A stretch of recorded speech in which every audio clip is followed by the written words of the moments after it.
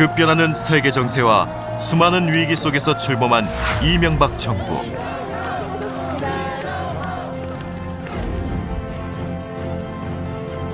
산업화와 민주화를 넘어 선진화를 통해 더 큰 대한민국을 이끌었던 지난 5년의 시간. 글로벌 금융위기를 겪은 나라들 중 회복이 가장 빠른 국가 중 하나로 꼽힐 수 있습니다. 국제신용평가사 무디스가 한국의 국가신용등급을 A1에서 AA3로 한 단계 상향 조정했습니다.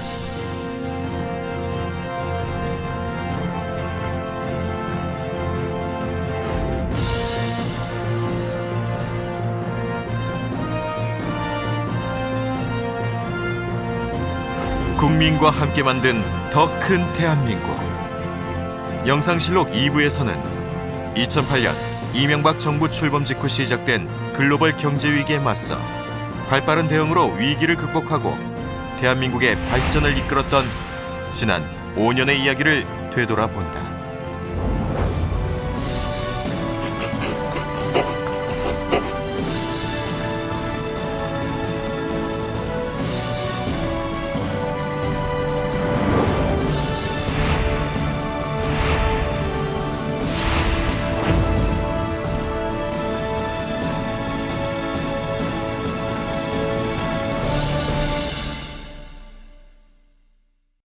추석 연휴에 큰일이 있었습니다. 네. 미국 리만 브라더스의 파산 신청, 그리고 메릴린치 매각이 있었고 AIG 구제금융 신청이 있었습니다. 국제금융시장이 요동치고 있습니다. 정부는 리먼 브라더스의 파산 신청. 이명박 정부가 출범한 2008년은 글로벌 경제 위기가 심화되고 있었다. 특히 2008년 9월 15일 미국 투자은행 리먼 브라더스가 파산하며 글로벌 금융 위기가 쓰나미처럼 전 세계를 덮치게 된다. 리먼 브라더스는 1850년에 설립돼 미국 5대 투자은행으로 불리던 글로벌 투자은행으로 2007년에 터진 서브프라임 모기지 사태의 직격탄을 맞아 주가가 95%나 하락한다. 결국 2008년 9월 리먼 브라더스는 미 연방정부에 파산 보호를 신청하게 됐고, 이 사건은 미국 역사상 최대 규모의 금융기관 파산으로 기록, 미국발 글로벌 금융위기가 현실화된 상징적인 사건이 됐다. 그 충격을 이제 여실히 보여주는 게 바로 이제 시카고 그 옵션 거래소의 공포지수라고 하는 피어 인덱스라고 하는 것이 있는데, 이게 이제 사상 최초로 이제 80대까지 올라갔죠. 100이면 이제 공포가 극에 달했다라는 걸 의미하는데 80이라고 하는 숫자는 한 번도 본 적이 없는 그런 숫자가 기록할 정도로 굉장히 심각했던 그런 상태로 갔죠. 국제금융시장이 냉각이 되고요. 국제금융시장이 냉각이 되니까 신용도 줄어들고 거기에 따라서 교역이라든가 생산도 급감하는 이런 금융위기, 경제위기가 나타나게 되었습니다. 이것이 2008년 말의 상황이라고 말씀드릴 수가 있습니다. 그러한 상황에서 자금의 경색이 오니까 우리나라에 투자했던 외국인들이 자 그러면은 한국 시장이 뭐 그런 대로 버티고는 있지만 우리가 힘드니까 돈을 빼가겠다.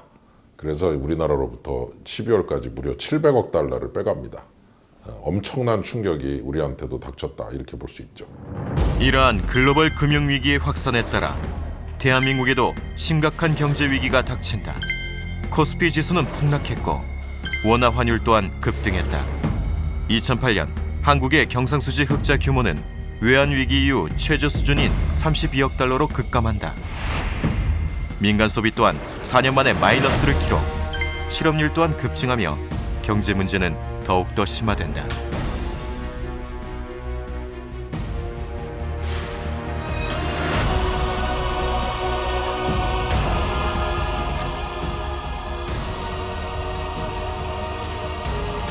미국과 유럽, 일본이 모두 마이너스 성장을 기록한 것은 2차 대전 이후 처음 있던 사건이었다.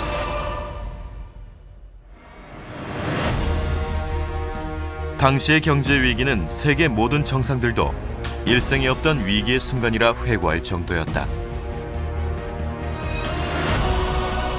정부 출범과 함께 찾아온 경제 위기 앞에 풍전등화와도 같던 대한민국. 이명박 정부는 그 위기를 기회로 바꾸려는 노력을 시작하게 된다.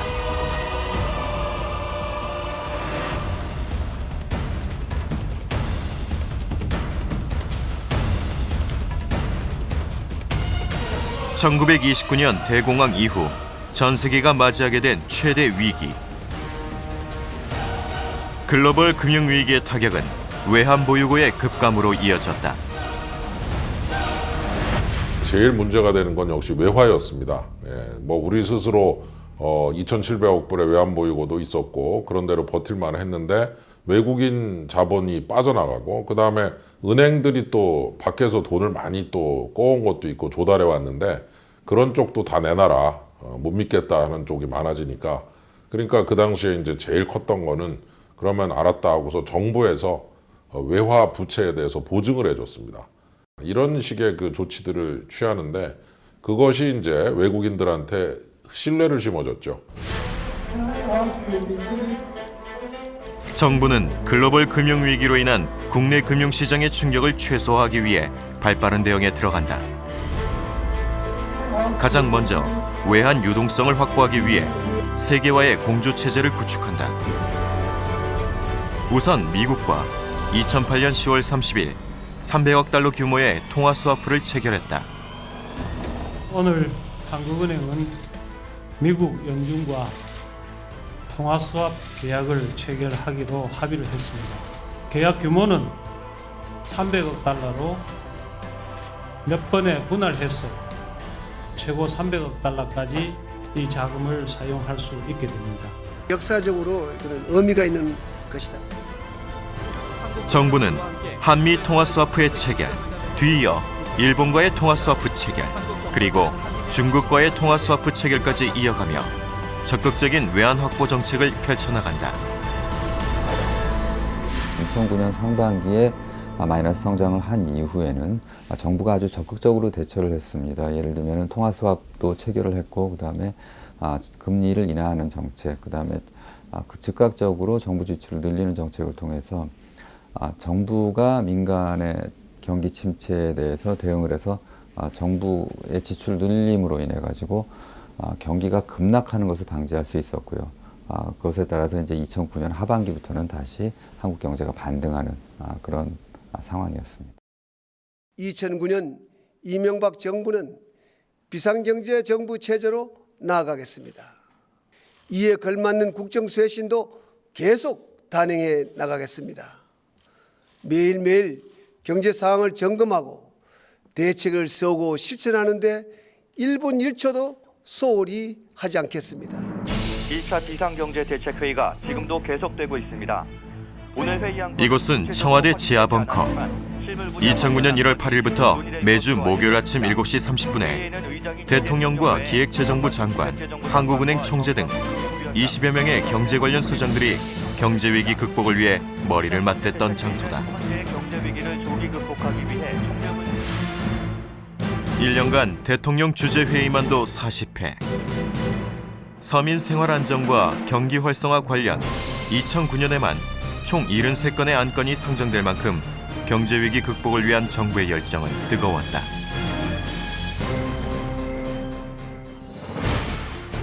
서민 생활 안정, 중소기업, 소상공인 지원, 경기 활성화와 산업 경쟁력 강화 등 전반적인 경제위기 극복을 위한 구체적인 정책들을 수립해 나갔다. 비상경제대책회의에서 논의된 이러한 안건들은 국민 생활에 대한 관심에서 출발한 것이었다.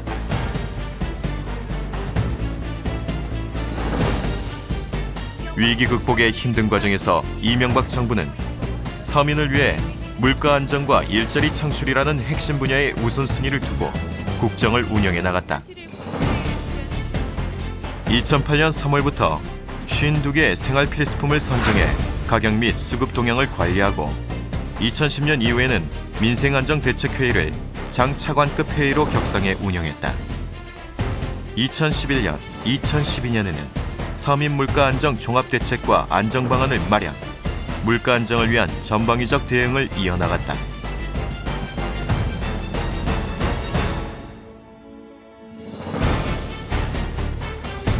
일자리 창출 또한 글로벌 위기 극복 과정에서 단기적 대책과 구조 개선 방향으로 진행된다. 2009년 대규모 일자리 추경 편성과 2010 고용회복 프로젝트 등을 통해 구조적 고용 개선 대책을 병행해 나간다. 이를 통해 2010년 이후 민간 부문 중심으로 빠른 고용 회복세가 나타났다.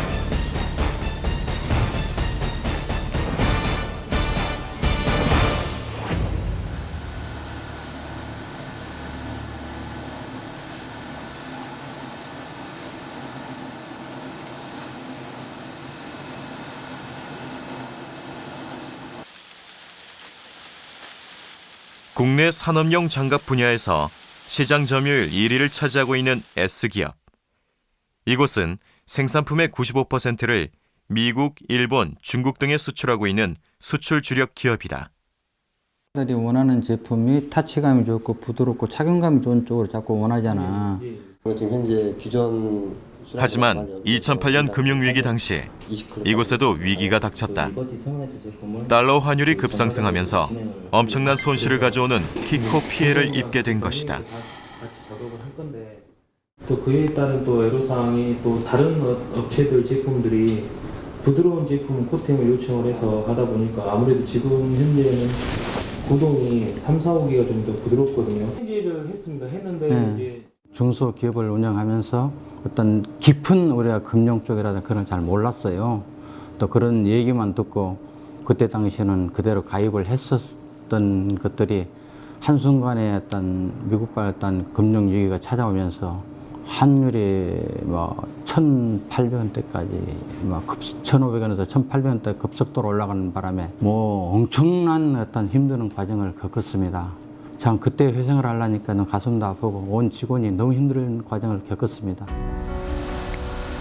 하루하루 오르기만 하는 환율에 대출 만기 시기까지 다가오면서 회사는 절체절명의 위기를 맞게 된다. 하지만 그 위기의 순간 도움의 손길을 만날 수 있었다. 정진공 쪽에서 긴급 지원을 좀 받았습니다.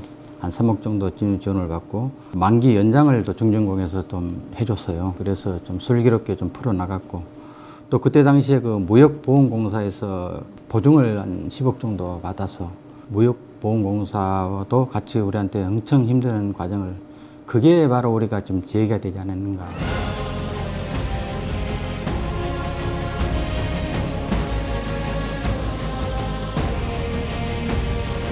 정부의 지원으로 금융위기의 터널 속에서 빛을 찾을 수 있었다. 이후에도 중소기업청에서 마련한 컨설팅 지원을 통해 혁신 활동을 이어갔다. 이를 통해 금융위기에서 극복하는 것은 물론 지속적인 성장까지 이어갈 수 있었다.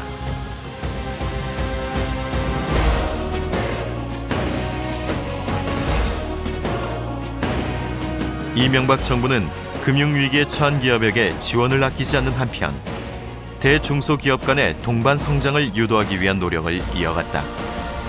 기업들이 상호 신뢰 속에서 협력 성과를 창출해 나가는 상생 기반을 마련해 나간 것이다. 전대미문의 경제 위기 속에서 가장 필요한 정책들을 우선적으로 펼쳐나간 이명박 정부. 이를 통해 한국의 경제에 위기 극복의 빛이 보이기 시작한다.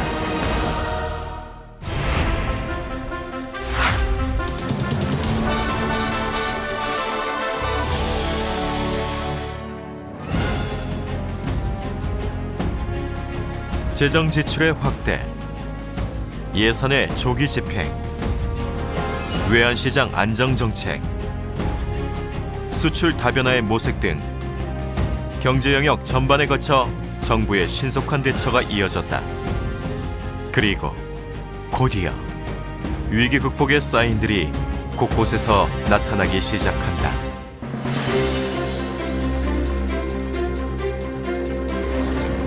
(2009년 3월) 이후 원달러 환율은 상당폭 하락했다.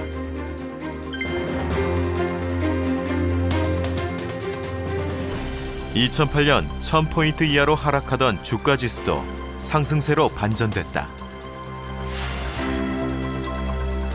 2008년 2천억 달러까지 떨어졌던 외환 보유액 역시 2009년 2,700억 달러로 급증, 2012년 11월에는 3,260억 달러까지 증가했다. 2009년 미국, 일본을 비롯한 주요 국가들이 마이너스 성장을 기록한 반면 대한민국은 플러스 성장을 이루게 된다.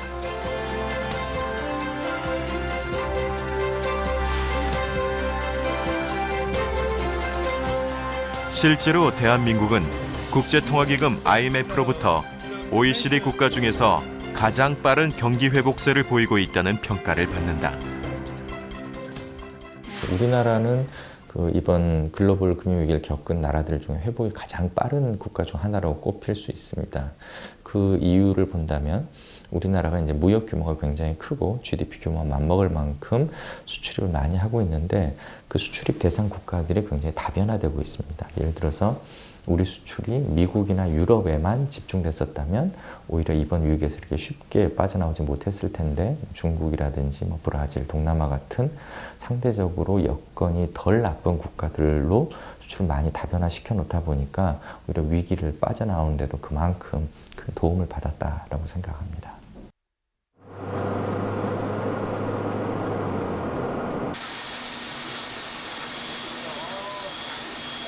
세계 경제의 침체 속에서 주력 제품의 경쟁력을 높이고 수출 시장의 다변화를 꾀한 이명박 정부.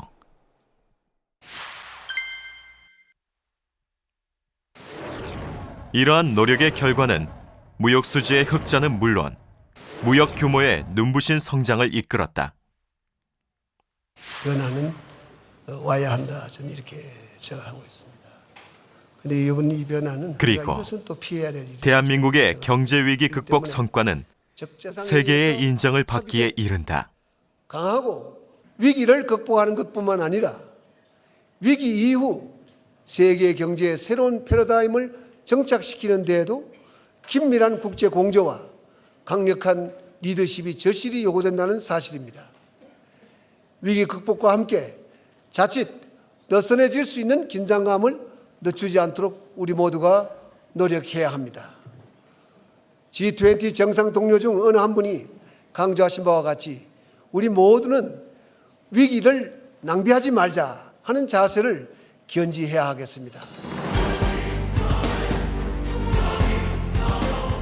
세계 각국의 수뇌들이 모여 정보를 교환하고 발전 방안에 대해 논의하는 장 다보스 포럼. 이 현장에서 이명박 대통령이 강조한 것은 국제 협력이었다. 경제 위기 극복과 지속 가능한 성장, 그리고 고용 확대를 위한 세계 공조 체제의 필요성이었다. 이것은 2008년 경제 위기를 기회로 삼아 빠른 위기 극복을 이끌었던 정부의 해법과 일맥상통하는 것이었다.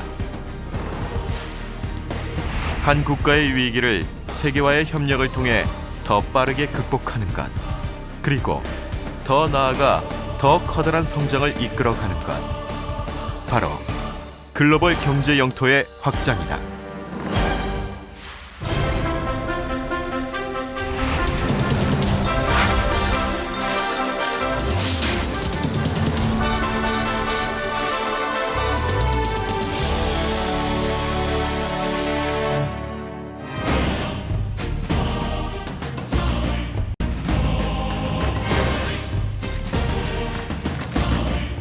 유럽, 아시아, 미국을 연결하는 글로벌 FTA 네트워크를 구축하고 세계 최대 수준의 경제 영토를 확보하기 위한 노력.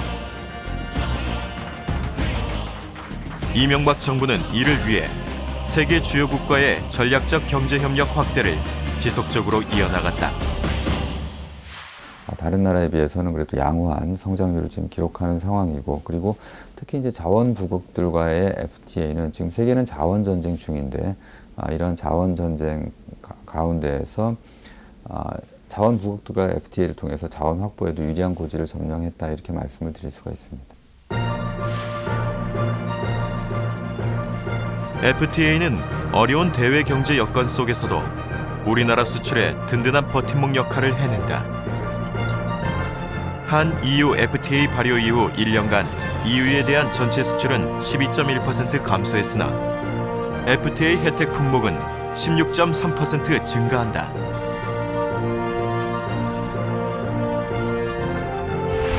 대미 수출의 경우 한미 FTA 발효 후 6개월간 전체 수출은 4.2% 증가한 가운데 FTA 혜택 품목은 13.9%가 증가했다.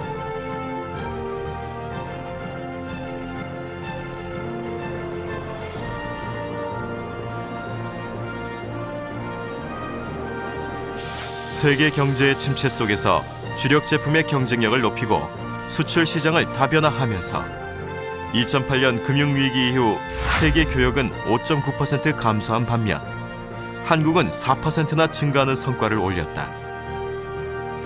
한국은 2010년 세계 7대 수출국으로 도약한 데 이어 2011년에는 무역 1조를 달성하기에 이른다. 지난 5년간 경제 성장세 또한 주요 선진국보다 높은 수준을 유지했다.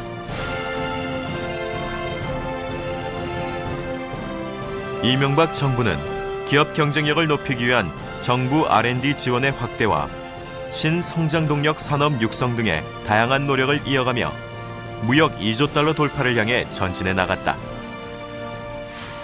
그래서 고환율이 뭐 일부 대기업만 좋아지게 만든 거 아니냐 이렇게 비판을 하지만 그렇게 간단하게 볼 일은 아닙니다. 환율만 조정된다고 뭐 물건이 무조건 팔리는 건 아니거든요. 우리나라가 기술도 좋아지고 여러 가지 그 디자인도 좋아지고 하면서 많은 요소들이 한꺼번에 결합이 돼서 대한민국 제품의 경쟁력이 생겼고 그 경쟁력이 쌓여진 결과 환율의 효과와 합쳐져서 수출과 수입을 합쳐서 무역 1조 달러를 달성하는 이런 상황도 발생하지 않았는가 이런 생각이 듭니다.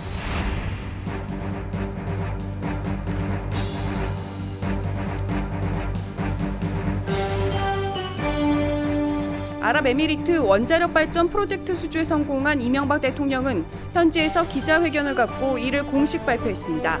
아부다비에서 수확한 이번 성과는 우리의 원전 기술을 세계에 알림과 동시에 한국형 원자로가 제2의 중동 붐으로 이어질 수 있을 것으로 기대하고 있습니다. 경제 영토의 확장의 또 다른 성과는 미래를 위한 에너지 확보다.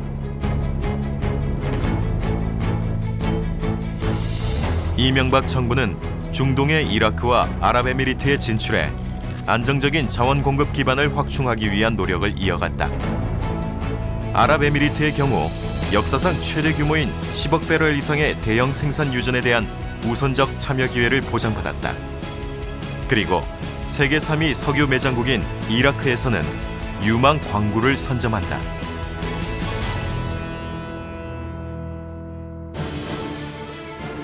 우리나라는 자원과 에너지의 수입 대국이다. 국내에서 소비되는 에너지의 96%를 해외 수입에 의존하는 세계 4위의 에너지 소비국이다.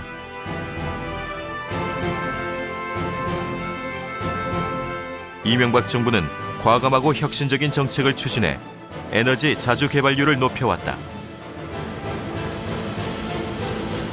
에너지 자주 개발률이란 해외의 에너지 자원을 그대로 수입해오는 것이 아니라 우리 기업이 국내 기술과 자본을 투자해 해외에서 배타적으로 경제적인 권리를 확보하게 되는 자원이 전체 수입량에서 차지하는 비율을 말한다. 국가의 에너지 자주 개발률은 에너지 안보와 경제 자립을 위한 안정성의 지표가 되는 것이다. 프랑스 같은 경우는 자주 개발률이 지금 90%에 달하고 있습니다. 그리고 미국이라든지 스페인, 이태리 같은 경우도 50%를 넘고 있고 일본만 하더라도 23%나 되고 있습니다. 우리나라 같은 경우는 2007년까지만 하더라도 자주 개발률이 불과 4.2%에 불과를 했는데 현재 이명박 정부 들어서 지난해 2011년에 자주 개발률이 13%를 이렇게 넘었습니다. 이러한 점에서 우리나라도 지금 이명박 정부의 이 자원 외교가 어느 정도 지금 성과를 거두고 있다 그렇게 평가할 수 있을 것 같습니다. 이명박 정부는 동반자적 입장에서 자원 부국과의 산업 협력과 상생 발전을 모색해 나갔다. 원전 강국 프랑스를 누르고 아랍에미리트의 수도인 아부다비에서 4개의 원자로 건설 수주를 얻어냈으며 미국, 일본, 러시아, 프랑스, 캐나다에 이어 세계 6번째 원전 수출국이 됐다. The APR 1400 is a proven technology that meets the highest international standards for safety and reliability. We are confident that this technology will meet our goals here in the UAE for the highest international standards for safety, security, and operational transparency. UAE 원전 수출로 인해서 우리가 원전 수출국 반열에 올랐기 때문에 좀 더 앞으로 좋은 조건의 원전을 수주할 수 있을 것이라고 생각하고 향후 20년 동안에는 2030년 경쯤에는 중국과 인도를 비롯해서 전 세계적으로 약 430에서 450개의 원전이 새로 지어질 예정으로 있습니다. 이 시점에서 현재로는 90% 이상을 이제 미국과 프랑스 등이 원전 건설에 시장을 점유하고 있지만 이번 첫 원전 수출을 계기로 2030년 경우에는 이제 우리가 시장 점유율을 5%까지 확대할 수 있을 것으로 기대하고 있는데 한국의 원전 수출은 국내적으로 새로운 성장 동력을 육성하면서 질 좋은 일자리를 창출하는 기반이 될 것으로 기대되고 있다. 지난 2년 동안에 특히 원자력 발전 수주한 이후에 이 나라에서 보는 한국에 대한 어떤 이미지라든지 시각은 정말 천지개벽이라고 볼 수 있을 정도로 완전히 달라졌습니다. 그는 한국은 과거에 그저 여기 와서 건설 수주는 하고 뭐 원유나 수입했던 그런 나라에서부터 시작해서 지금은 같이 가는 나라 이렇게 돼 있습니다. 그리고 영원히 같이 갈 나라.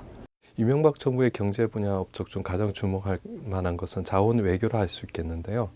기존의 자원 외교가 해외의 자원을 확보하는 데 주력했다면 이명박 정부는 단순한 자원 확보의 수준을 넘어서 한국의 관련 기술력을 수출하는 이른바 한 차원 높은 수준의 자원 외교를 실천했다고 할 수 있겠습니다.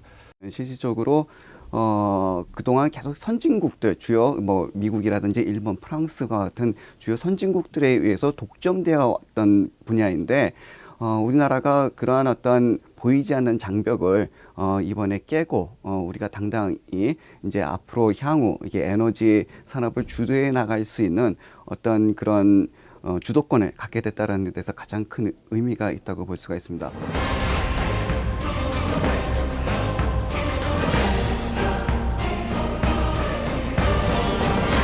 과감한 투자와 신성장 동력의 확충. 정부의 이러한 노력에 힘입어 한국의 국가 경쟁력은 크게 높아졌다.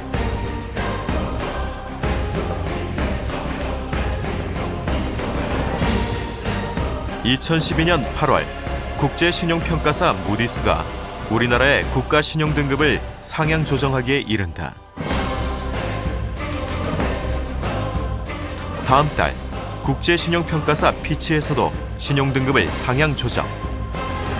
뒤이어 보수적인 S&P사에서도 등급을 올리며 한국은 국가 신용 등급의 그랜드 슬램을 달성하게 된다.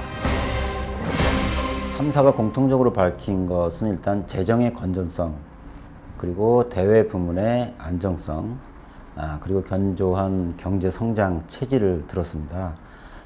재정 건전성이라고 하면 이제 우리나라의 경우에는 이미 이전에도 크게 많이 인정을 받아왔어요. 얼핏 보면 올해하고 이제 내년 같은 경우에는 경제 성장률이 많이 낮아질 것이다 이렇게 전망을 하지만 전 세계적인 기준으로 보거나 또 한국의 산업의 경쟁력 이런 것들을 볼 때는 중장기적으로 경제 성장이 그렇게 나쁘지 않다고 이렇게 본 것입니다. 신용 등급이라는 것이 아직도 금융시장에서는 중요한 지표고 또 한 국가를 평가하는 데도 중요하기 때문에 신용 등급이 일제히 그리고 3개사 모두 올렸다는 것은 큰 의미는 있겠습니다. 특히 피치사의 등급 상향은 2005년 상향 후 7년 만의 일이며 AA- 등급 회복은 1997년 이후 15년 만이다.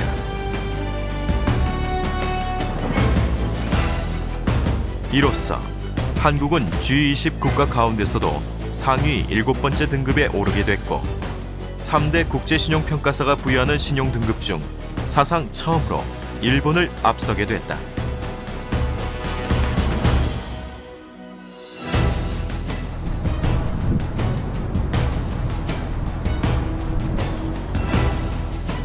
우리나라는 2010년 국민 총소득 2만 달러를 다시 회복하고 2011년에는 역대 최고 수준인 2만 2,489달러를 기록하는 쾌거를 이룬다. 2012년 6월 인구 5천만 명을 돌파하면서 국민 소득과 인구 측면에서 여타 선진국과 견줄 수 있는 수준까지 성장하게 됐다. 2차 대전 이후 후진국이었던 아시아의 작은 나라가 국민 소득과 인구수를 갖춘 강국으로 성장한 세계 최초의 사례가 된 것이다.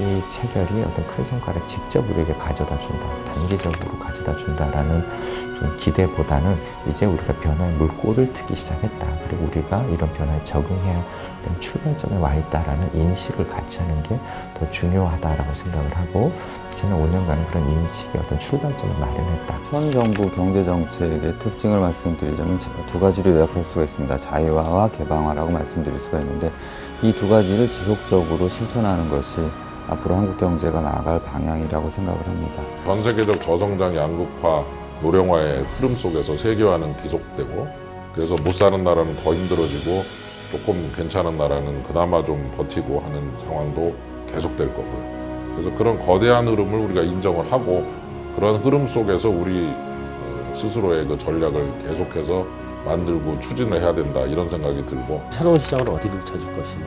그럼 기존 시장에서는 어떤 고객들을 대상으로 물건을 팔고 수출을 할 것이냐. 이런 부분들을 좀 더 면밀하게 판단을 해서 그쪽에 주력하는 것이 필요하지 않나 보고 있습니다.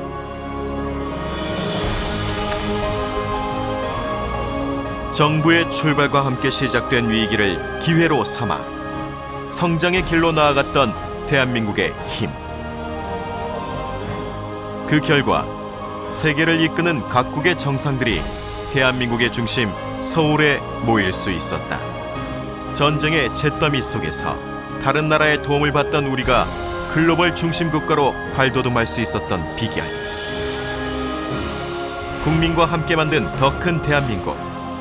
영상실록 3부에서는 글로벌 리더십을 통해 세계 중심 국가로의 도약을 이뤄낸 이명박 정부의 행보를 따라가 본다.